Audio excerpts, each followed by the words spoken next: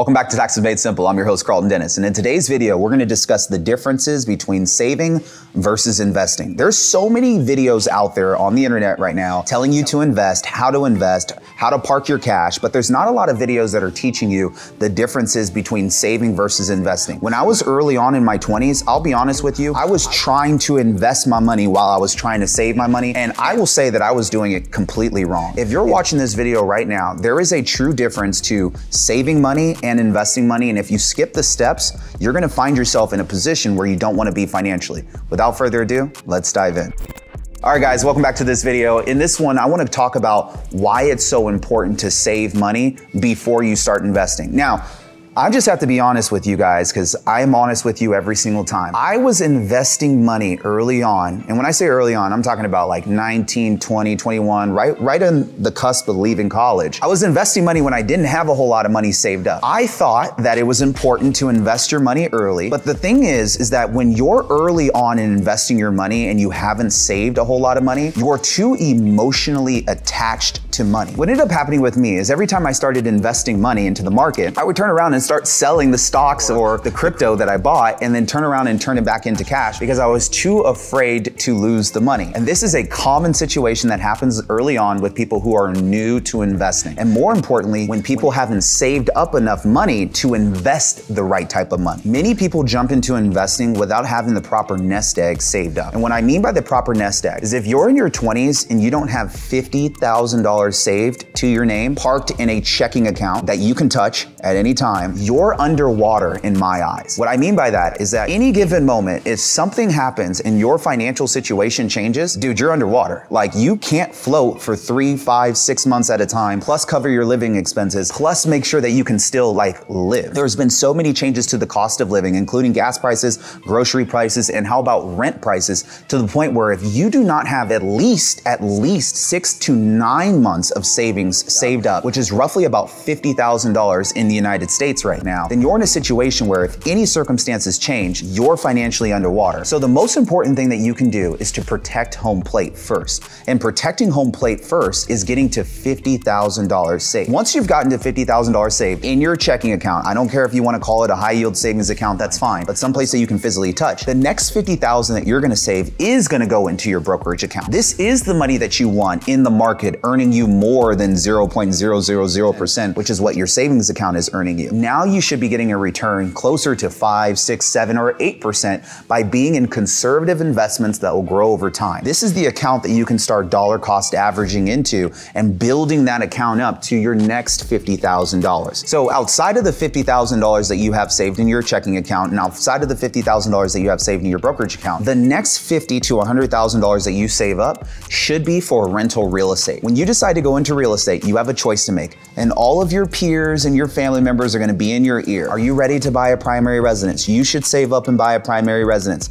But you know, if you've been studying rental real estate and Rich Dad Poor Dad and Bigger Pockets and Karlton Dennis, that it probably makes more sense to sacrifice a little bit longer and buy your investment property first before going into a primary residence. Every single person doesn't have the same circumstances. Maybe you got married young and maybe you had children at a younger age, so you're trying really hard to get into a primary residence so you can escape living in an apartment lifestyle with your family. I totally get that. But never forget what your true goals are. If your true goal is to be a real estate investor, why not leverage your circumstances to become a real estate investor? The government will allow for you to claim a FHA loan, and you can put as little as 3.5%, 3.75% down and get into a property, whether it's a single family home or a duplex, and turn around and renovate that property and then move right back out and go into apartment living again. This is one of the ways in which many real estate investors start off in real estate investing, by making a sacrifice. If you make a sacrifice and you use the FHA loan, the 3.5% down or the 5% down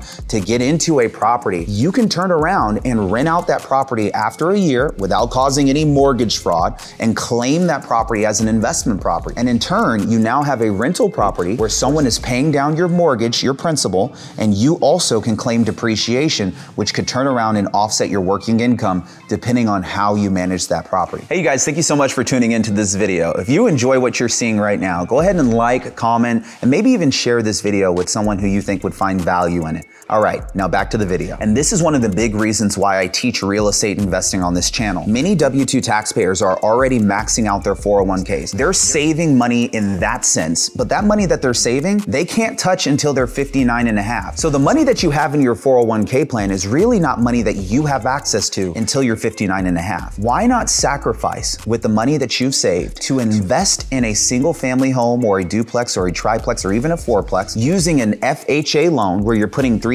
or 5% down, and then turn around and rent that property after you've lived in it for an entire year. What this will turn around and do is it'll allow for you to be a real estate investor, and if you choose to manage the property, you're a property manager. You have two separate businesses now. You have a rental business and you have a rental management company. This company that you use for rental management will allow for you to claim expenses that you're normally not able to claim on your tax returns. That can include the home office, that can include your vehicle, that can even include placing your children on payroll. For someone who is trying to get to a place where they can retire sooner, don't you think it would be easier to retire if you had additional sources of income coming in from a tenant, plus you're able to turn around and make everyday expenses tax write-offs for you? This is how the wealthy get to retirement quicker. They're turning their everyday personal expenses into business expenses, and they're leveraging rental real estate when another tenant is paying down their mortgage. Now, one of the things that you have at your disposal if you're a W-2 taxpayer is you can turn around and rent out that property as a short-term rental. If your customer stays in the property on average 7 days or less, you get to benefit from depreciation, and that can offset your W-2 or your 1099 income. And this is what will help you save on your taxes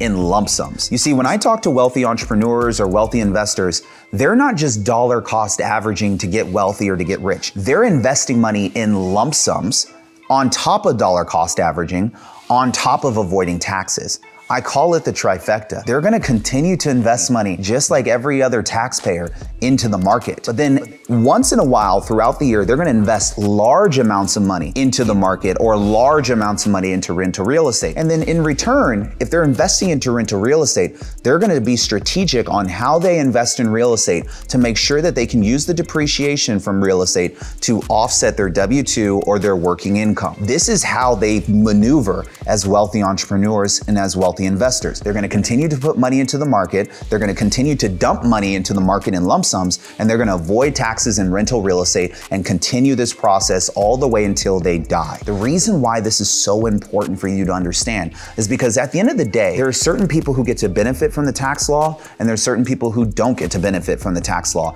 And the difference is negligence. Your ability to close up the gap between what you see and what you actually know will help you determine how you're going to avoid taxes and will help give you a game plan on how to reduce your taxes year over year. If you like this video, I want you to do something for me. Comment, subscribe, share this with somebody who's trying to save their money and invest it strategically so we can help you guys get to financial freedom. Thank you so much for watching this video. I'll see you on the next one. Cheers.